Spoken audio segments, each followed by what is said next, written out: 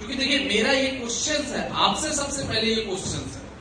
देखिए बिजनेस की तो हम लोग बातें बाद में करेंगे, क्योंकि आज का टॉपिक सबसे इंपॉर्टेंट टॉपिक है कि भैया जब हमारा 10 का टीम था तो भी हमारा 10-12 इन्वाइटी सुन रहा था, 20 का टीम हो गया तो भी 10-12 इन्वाइटी सुन रहा है, 50 का टीम हो गया तो भी 10-12 इन्वाइटी सुन रहा है, 100 का टीम हो गया तो भी वही हाल है, 500 का टीम हो गया, 1000 का टीम हो गया, किसी का 2000 का भी टीम हो गया होगा, तो वही मोस्ट प्रोबेबली वही रिजल्ट है।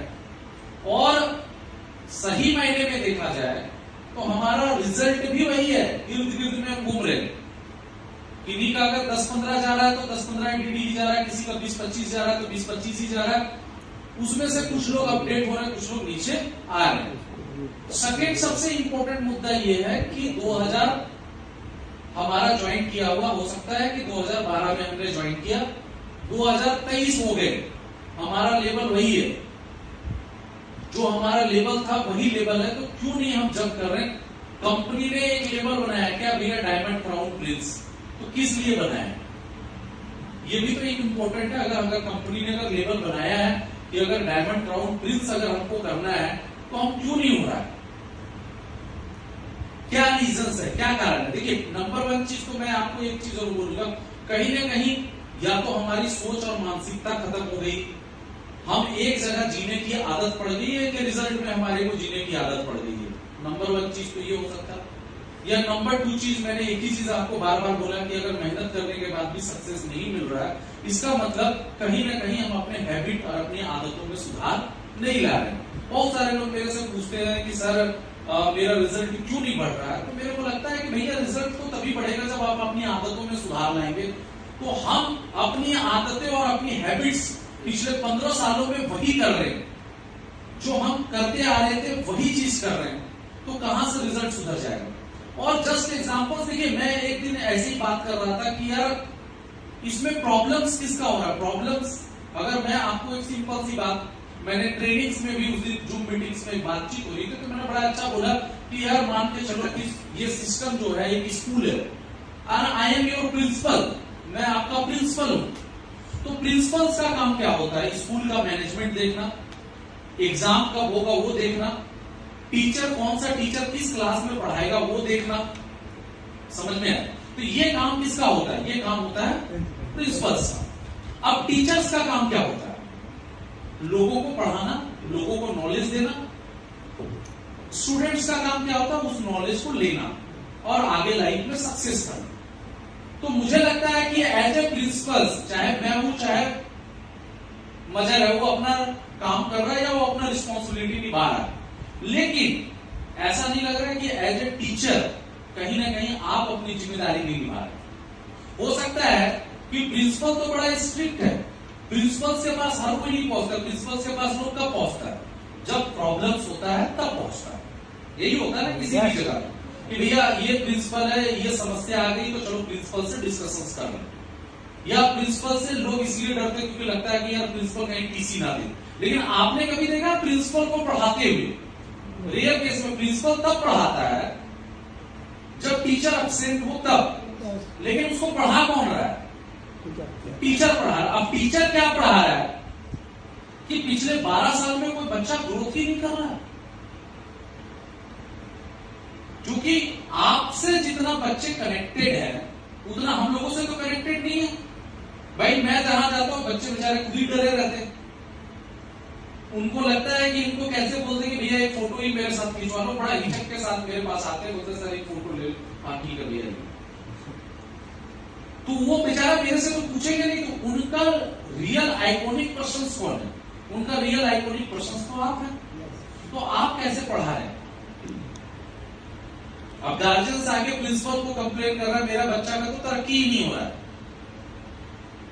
पिछले 5 सालों। तो टीचर क्या कर रहा है? या तो टीचर जाके क्लास में आराम से सो जा रहा है, जैसे सरकारी स्कूल वाला होता है, तो यही तो हो रहा है कि टीचर आया क्लास में बैठा, क्लास में सो जा रहा है, या तो पढ़ा नहीं रहा, या तो उसके नीचे का जो स्टूडेंट्स है वो over brilliant student, over talented student, उनको बताया जाता है कि भैया तुम ये करो, वो अपना दिमाग लगा देते। या तो बच्चे ओवर टैलेंटेड है क्योंकि भैया वो अपना दिमाग लगा दे रहा है, टीचर को बोल रहा है तू मेरे को क्या पढ़ाएगा, तुमसे ज्यादा टैलेंटेड तो मैं हूं। और स्वयं सिंपल सी बात है, देखिए मैं आप सभी लोगों से बोलता हूं कि अगर आपका काम करने का फॉर्मूला अगर सही है तो पिछले 12 सालों में लेवल क्यों नहीं बढ़ा, पिछले 5 सालों में लेवल क्यों नहीं बढ़ा? या तो आपका काम करने का फॉर्मूला गलत है, या तो आप अपने अंदर में सुधार नहीं लाना चाह रहे। दो ही चीजें हो सकती हैं, या तो हम अपने अंदर में सुधार नहीं ला रहे, या तो हम कुछ अलग करने की कोशिश नहीं कर रहे। जो नॉर्मल चल रहा है हम उसी पे सिर्फ पार्टिसिपेट कर रहे हैं, हम अलग कुछ करने की कोशिश नहीं कर रहे कि यार चलो हम कुछ अलग करें। समझ रहे हैं मेरी बात? तो आज हम लोग इन चीजों को लेकर बात करेंगे कि भैया क्या दिक्कत है, क्यों 10 साल से आपकी लेवल क्यों नहीं ग्रोथ कर रहा है। कुछ चीजें तो मैं बताऊंगा, कुछ चीजें आप मुझे बताइए क्या लगता है आपको क्यों नहीं आपका ग्रोथ कर रहा है। कुछ पॉइंट्स आप बताइए क्या लग रहा है पिछले 10 सालों में आपका लेवल क्यों नहीं ग्रोथ किया। यस, एनीवे सब सुनने के लिए बैठे हैं क्या? जवाब भी तो देंगे तभी तो। ये तो अचीवर मीटिंग चल रही है, कोई वो वाला तो नहीं चल रहा है ना फ्राइडे का ग्रुप मीटिंग की, चलो हाँ यार बंदा आया बोला चला गया। ये तो क्या चल रहा है, आवाज आ रही है? तो फिर मेरे हिसाब से तो आपको भी तो जवाब देना चाहिए। यस, क्या लगता है आपको, क्या ऐसा रीजन? यस, एनीवेज बताइए। अभी तक मैंने जो बोला वो बात समझ में आई कि नहीं आई, ये पहले तब क्या लगता है?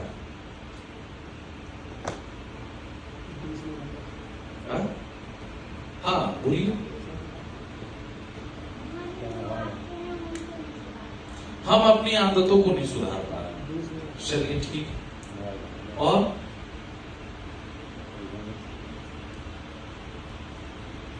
हाँ,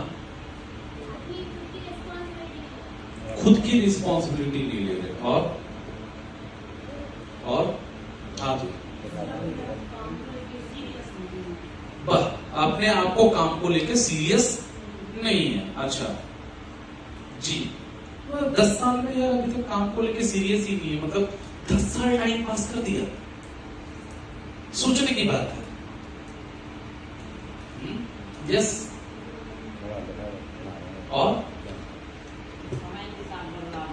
समय के साथ बदलाव, बिल्कुल सही बोला, समय के साथ बदलाव नहीं। कोई कहावत है ना, नोकिया, HFT और एम्बेसडर कार, क्वालिटी या गुणवत्ता में कोई भी कमी नहीं थी, लेकिन आज नहीं चली। क्यों नहीं चली? क्योंकि वक्त के हिसाब से उसने अपने आप को नहीं चेंज किया। तो वक्त के हिसाब के साथ चेंजेस करने के साथ साथ सबसे इंपॉर्टेंट चीज है बिजनेस में के ग्रोथ को, जो रेशियो का जो है उस रेशियो को गिराना। ये 2-3 चीजें हैं जो आज का डेट में, इसको एनीवेज कोई भी आ जाए बता दे। हाँ देखिए, सबसे पहले तो मुझे एक बेसिक चीजें लगती है कि आज का जो यंग जनरेशन है वो सबसे बड़ा बिगेस्ट प्रॉब्लम है, वो 1500 कमाता और 1500 बचाने की सोच रहा है। सबसे बड़ा बिगेस्ट प्रॉब्लम है। देखिए, मेरे को लगता है कि यार जैसे हर किसी को बोलता है कि यार अगर कोई एक लेबर है, अगर वो दिन भर काम करता तो शाम का पैसा के लिए हाथ फैला देता। Yes sir. अगर एक जॉब वाला पर्सन है तो वो 30 दिन करता है, 31वां दिन वो हाथ फैला देता। और बिजनेसमैन वो होता है जो पहले 5 साल इन्वेस्टमेंट करता है, तब वो बिजनेस की प्रॉफिट्स की उम्मीद रखता है। अगर ये हॉल बनाया होगा, उसको तो 2 साल, 4 साल, 5 साल तो पहले उसका पैसा ही लगा होगा। जब उसका पैसा लगा होगा, अब वो उस पैसे से अर्न करने की सोच रहा है, लेकिन पहले तो उसने 5 साल लगाया। पहला तो जो मुझे बेसिक जो अंतर हमको समझ में आता है, वो बेसिक जो चीजें सबसे पहले हो रही है कि आज हम खर्च नहीं करना चाहते। सबसे इंपॉर्टेंट चीज, आज अगर हमारे पास 1500 आ रहा है तो मैं 1500 बचाने की सोच रहा हूं, या 3000 आ रहा है तो 3000 बचाने की सोच रहा हूं, या 10,000 आ रहा है तो 10,000 बचाने की सोच रहा हूं। मैं टीम में खर्च करने की नहीं सोच रहा हूं। इस रीजन से हमारा बिजनेस ग्रोथ नहीं कर रहा है। नीचे लेवल वाले कुछ लोग आ रहे हैं, नीचे एकदम बेसिक लेवल पे जो लोग हैं वो लोग, कुछ लोग काम कर रहे हैं, वो लोग इन्वाइटिंग कर रहे हैं, और नीचे का लेवल का जो बंदा है सुपर स्मार्ट या 4 स्टेप वाला, मोस्ट प्रोबेबली 4 स्टेप 3 स्टेप वाला बंदा फॉलोअप एफडी कर रहा है।